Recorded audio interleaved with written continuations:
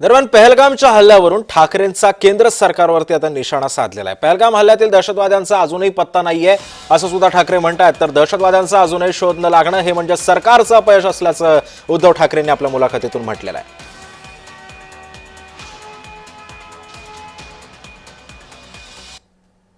पहलगाव म्हणजे आमच्या 26 माता भगिनींचं कुंकू ज्या पद्धतीनं उजाडलं गेलं, पुसलं गेलं, एक अतिरेकी भयंकर असा हल्ला झाला।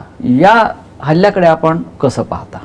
मुळामध्ये हा हल्ला होऊ कसा शकला ह्याचं कारण असं, पुरेसा बंदोबस्त हा तिकडे ठेवण्याची गरज तर होतीच, पण जो काही गलथानपणा किंवा गाफीलपणा किंवा दुर्लक्ष झालं ती कोणीच घेतली नाही।